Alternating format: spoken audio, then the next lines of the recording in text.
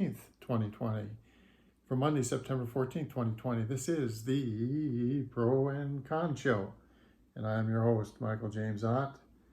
Welcome to the show. As always, welcome to the show. So, this is my attempt, my little sparking here to see if I can get a flame to ignite, an explosion, a flame, some movement in people being better citizens, to accept my premise, which is a factual truth, is that the issues before us are complex and it takes effort. It takes consideration. It takes time to understand those issues, to understand opposing views, understand the facts, and we don't do any of that.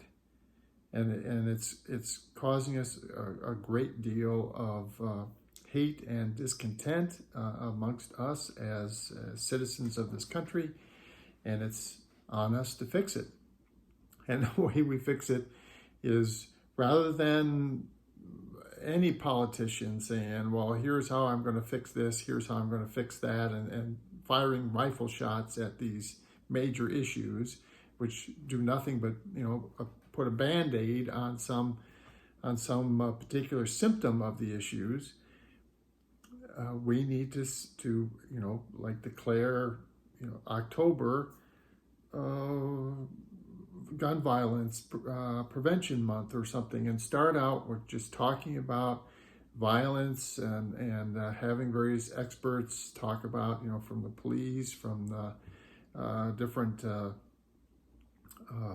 sociologists and stuff like that, all coming together and talking about why we are where we are, how, and there will be different viewpoints, and that's exactly the point. Okay, these issues are complex, pro and con, good and bad, for and against. All right, and then you start with this, and when we start with this basis where we're all learning and understanding things that we didn't understand before, and we come to a greater and greater consensus because we now are fully informed. Gee, what a concept. And then step by step, we talk about what's going bad at the moment with what we think is positive, try to accentuate and fortify the positive, and try to fix the negative. And then there'll be proposals for doing that, evaluate that, try some of them, and have like a regular revisiting of the laws that we enact and the issues, and see what we've learned in the interim 3 or 5 years or whatever we do. We can do this, but we have to get away from this. We're lazy, plain and simple, folks. Americans, we're being lazy, and we got to be better. So anyway, the show, I talk about various topics, and one of the topics today is marriage.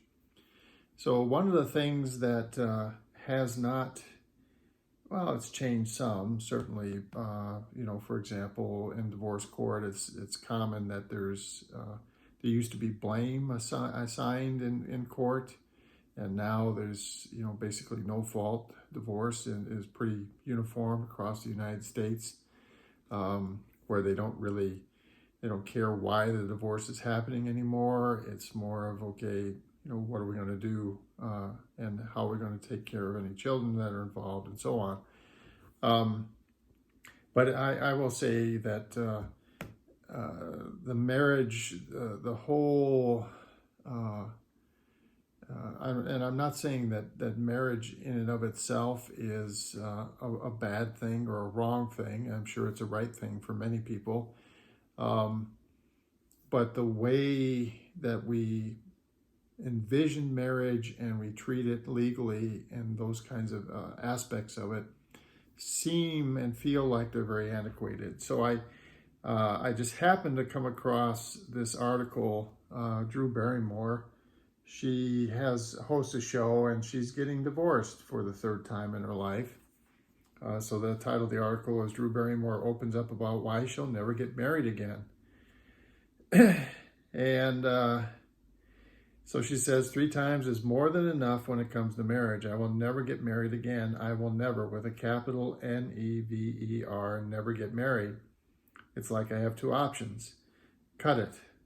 Has not worked, or be like Elizabeth Taylor. So she's 45 years old. She told the People magazine, I never want to be entwined with someone like that again, ever. You break up, you move on. You get divorced, and it's so different. And she said, and this is the comment that I wanted because it seems to be absolutely true. I love that we are trying to hold on to an institution that started when the closest person to you for companionship was a 3-day horse ride away, and your lifespan was 30 years. And this is the problem. And I've talked in the past. I think I've done a show or 2 on marriage in the past, and talked about this issue where it leads to people having a sense of entitlement. And see, the way marriage, and is still mostly viewed this way, is even though women are voting, and they used to not vote, and women are in the workforce at almost equal levels as men are, and and there's various movements, making women, on all levels, perception and so on, equals as men. These are all great things. But marriage hasn't come along. And so what happens is there's one, so just to cut to the chase, there's one singular thing that women, and whether you look at it as a curse or a gift, they bear children, okay? But in our society, and I've talked about this before, if a woman has a child, that child is the woman's responsibility. And yes, men are, kind of attached and supposedly, to give some kind of financial thing. But really, a woman has a child, she is, ball and chain attached to the child, whether she wants to be or not. And the men any man involved is much less tethered and held to a much lower standard of responsibility. So, to me, just the short of it is that we have to get away from a lot of the old so-called ideals, and again, it's a complex issue. So I'm not going to begin to say that I have all the solutions or anything like that, but I will say that, a marriage, people come together, a man and a woman, or 2 men or 2 women, okay? Whoever comes together and actually gets legally married, there should be a re-evaluation of what that means, and a greater independence, I believe, should be assigned to the people, so that, as she says, you break up, you move on. If you're married and you get divorced, it's a totally different thing. Why? And the main thing is, in my view, is that the better way, a more modern way, is to say, okay, we're together and we're going to promise each other that we're going to be truthful with each other. That's the one entitlement that you have, is the truth. I've said that before. And then, you do what you do as individuals, and you kind of stay as individuals, except when it comes to any children that are part of this relationship. And if there is one of the spouses that, somehow has a child, And in modern marriages, there can be 2 men or 2 women, so, who knows. But if there's somehow children involved, then part of that time frame, especially when the children are very young, the one spouse that isn't the primary caregiver for the child should financially compensate. There should be some kind of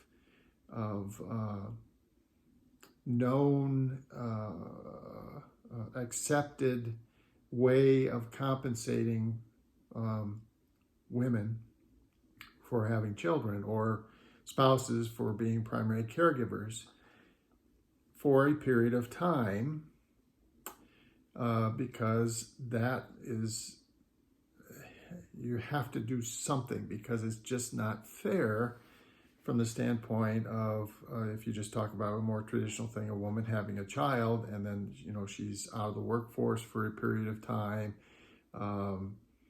limited in what she can and cannot do, the choices that she has, because, caring, being, again, a primary caregiver for a child reduces your freedom in what you can and cannot do, and in the workplace and that kind of thing. So the bottom line is that marriages and all the laws and how we perceive marriage needs to change, and we should talk about that on a national level, just like we would talk about gun violence, or national deficits, or taxation, or abortion, or any of these other significant issues, and figure out how to go kind of modernize how we approach the institution of marriage. All right, so for the Pro and Con Show, my name is Michael James Ott, and until the next show, as always, bye for now.